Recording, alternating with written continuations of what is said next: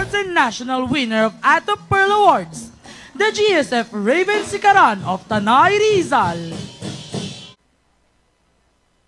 Ito ang ating Sikaran natin ay sumasali sila sa regional competition ng Sikaran. Dahil ang Sikaran ay hindi pa kasama sa palarong pambansa, hindi pa national level. Kaya meron isang bayan ng Tanay, na isang taga-Tanay, na sa katawan ni Ginoong Darwin Cuevas, siya may nagsisikap na ang Sikaran Sports ay masama sa palarong pambansa at kilala ni national sports na rin ng ating bansa. Kung kaya tayo ito, matatala ito sa kasaysayan na meron isang taga-Tanay, nagmula sa Tanay, ang larong sports ng Sikaran.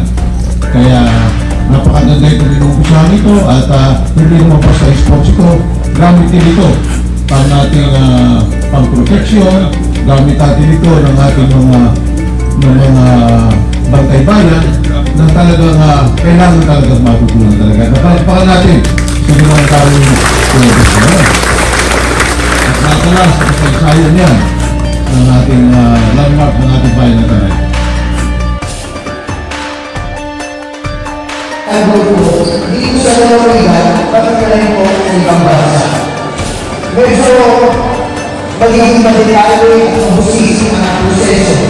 Pero kayo niliwala, kung tuloy-tuloy lang po ang magulong ang competition, kung tuloy-tuloy ang pagkakatagunayan na aking mga iguro o iguro mga manlalaro ay makakamit natin. Habang nagdagdag yung pagkakatagunayan natin makuha yung accreditation bilang isang nasyos, ang gusto ko kasi ito marami ko para sa iyo na parating ang panahon na kapag pinito national competition ng SEA Games, Asian Games, palaging may tinatawa ang Sikaran sa ating bansa. Yan ang aking para sa iyo.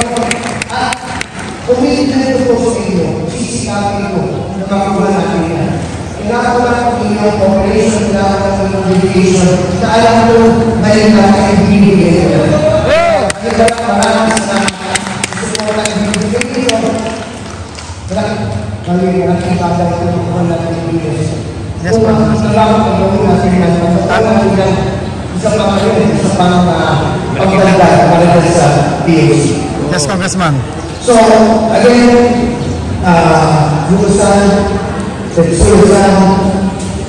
you again for your attendance, and we hope this will not be the last time that we will see you, and maybe one day we will see the Japanese as part of the